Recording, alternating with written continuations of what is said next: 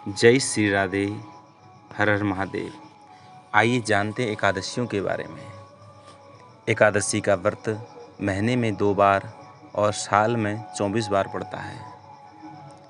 अलग अलग एकादशियों का अलग अलग महत्व है। आइए जानते हैं इनका महत्व और इनकी कथा। पहली एकादशी पुत्रदा एकादशी नाम से जानी जाती है। महत्व है संतान प्राप्ति के लिए। कथा इस प्रकार से है। एक समय भद्रावती नगर में सुकेतुमान नामक राजा रहता था। उसकी कोई संतान नहीं थी। उसने महर्षि के कहने पर पुत्रदा एकादशी का व्रत किया, जिससे उसे एक योग्य पुत्र की प्राप्ति हुई।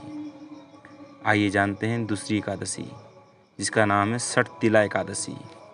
दान पुण्य करने का बड़ा महत्व है इसमें। कथा इस प्रकार से है।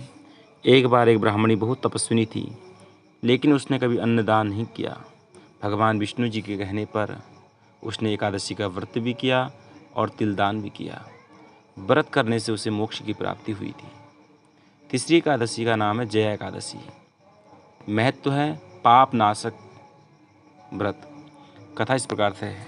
एक बार इंद्रलोक में मल्यागिरी पर्वत पर एक सभा चल रही थी। गलती से एक अप्सरा और गंधर्व ने सभा में अशिष्ट आचरण किया, जिससे वे पिशाच बन गए। उन्होंने जया एकादशी का व्रत किया और पुनः स्वर्ग को प्राप्त हुए। चतुर्थ एकादशी का नाम है विजया एकादशी। सफलता और विजय प्राप्ति के लिए की जाती है। त्रेता युग में भगवान श्री राम ने इस व्रत को कर समुद्र पर पुल बनाने में सफलता प्राप्त की थी। पांचवी एकादशी आमलकी एकादशी। भगवान विष्णु की कृपा प्राप्त होती है इस व्रत से। एक राजा ने प्रजा सहित इस व्रत का पालन किया। एक शिकारी जो अनजाने से यह व्रत कर बैठा, वो अगले जन्म में राजा बना और मोक्ष को प्राप्त हुआ। छठी एकादशी का नाम है पाप मोचनी एकादशी। पापों से मुक्ति मिलती है। ऋषि मेधावी एक अप्सरा के प्रेम में पड़ गए। वर्षों बाद उन्होंने पाप मोचनी एकादशी का व्रत कर अपने पापों से मुक्ति प्राप्त की थी। सातवीं एकादशी का नाम है कामदा एकादशी। इच्छाओं की पूर्ति के लिए की जाती है। नागलोक के ललिता नामक नागिन ने अपने पति को सांप से मुक्त करने के लिए व्रत किया था। आठवीं एकादशी का नाम वरुथिनी एकादशी। सभी पापों के नाश के लिए किया जाता है। राजा मानधाता को पूर्व जन्म के पापों से मुक्ति मिली थी इस व्रत को करने से। नवीं मोहिनी एकादशी। मोह माया से मुक्ति। एक ब्राह्मण की पत्नी ने इस व्रत से अपने पति को पुनर्जीवित कर लिया था। 10वीं एकादशी का नाम है अपरा एकादशी। पुण्य की प्राप्ति होती है। इस व्रत के प्रभाव से राजा महिध्वज को भूत योनि से मुक्ति मिली थी। 11वीं निर्जला एकादशी। सभी एकादशियों का फल। ये निर्जला एकादशी ऐसी एकादशी है, इसको करने से सारे एकादशियों का फल अपने आप मिल जाता है। महर्षि वेदव्यास ने भीमसेन को इस व्रत का पालन करने को कहा था, जिससे उसे सभी एकादशियों का पुण्य प्राप्त हुआ था। 12वीं एकादशी का नाम है योगिनी एकादशी। रोगों से मुक्ति मिलती है। एक राजा की रानी इस व्रत से कुष्ठ रोग से मुक्त हुई थी।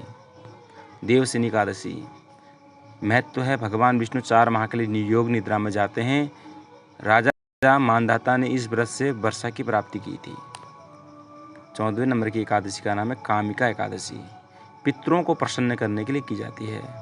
एक ब्राह्मण ने इस व्रत से अपने पितरों को स्वर्ग दिलाया था। 15वीं पवित्रा एकादशी। पाप नाशक एकादशी है। एक राजा ने इस व्रत से अपने पूर्व जन्म के सारे पाप नष्ट कर लिए थे और परमधाम को प्राप्त किया था। 16वीं एकादशी का नाम है अजय एकादशी। मोक्ष प्राप्ति के लिए की जाती है। राजा हरिश्चंद्र ने इस व्रत से अपना राज्य पुनः प्राप्त किया था। परिवर्तनी एकादशी। भगवान विष्णु करवट बदलते हैं। इस व्रत से राजा बलि को मोक्ष की प्राप्ति हुई थी। 18वीं एकादशी का नाम है यानी कि इंदिरा एकादशी। पितरों को मुक्ति मिलती है। राजा इंद्रसेन ने इस व्रत से अपने पितरों को स्वर्ग दिलाया था। 19 नंबर की एकादशी का नाम है पाशाम कुशा एकादशी। पापों का नाश। एक राजा ने इस व्रत से स्वर्ग को प्राप्त किया था। 20वीं एकादशी का नाम है रमा एकादशी। धन प्राप्ति के लिए की जाती है। एक दरिद्र ब्राह्मण ने इस व्रत से इस व्रत को करके धन की प्राप्ति की थी, धनवान बन गया था। 21वें नंबर की एकादशी का नाम है देव उठनी एकादशी। भगवान विष्णु योग निद्रा से जागते हैं और तुलसी विवाह भी इसी दिन होता है। भक्त लोग बड़े धूमधाम से तुलसी जी और शालिग्राम का विवाह करते हैं। उत्पन्ना एकादशी, एकादशी माता का जन्म। इस दिन एकादशी देवी का प्राकट्य हुआ था।